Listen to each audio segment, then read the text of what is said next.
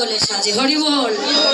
ও বাবা, আমার গৌর হরি নৃত্য করছে, কীর্তন করছে ভক্তদেরকে সঙ্গে করে নিয়ে। কিন্তু গৌর হরি যখন নৃত্য করছিল বাবা, এমন সময় হঠাৎ করে গৌর হরির গলে একখানা মালা পরিয়ে দিল। সেই মালাটা কে পরিয়ে দিল?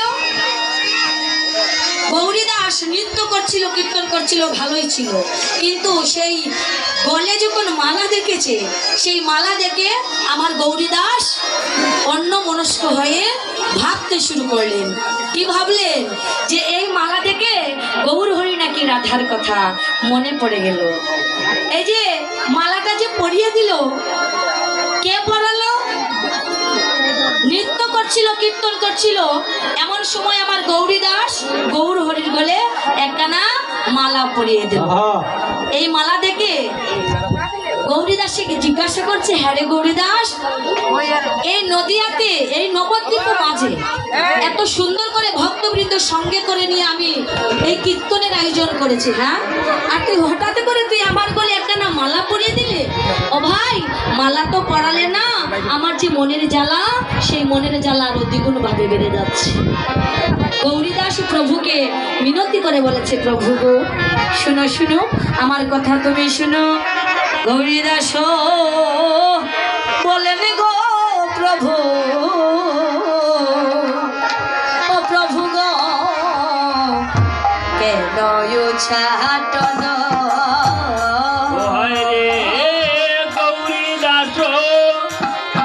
বলেন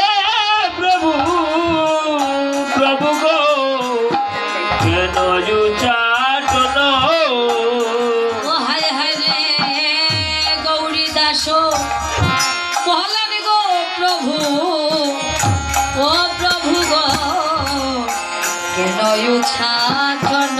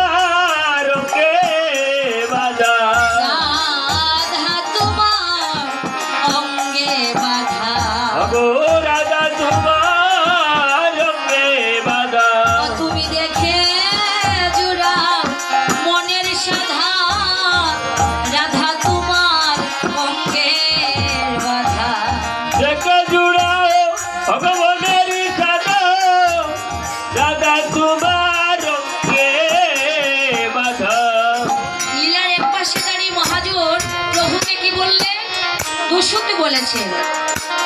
সুত শব্দের অর্থ কি বাবা?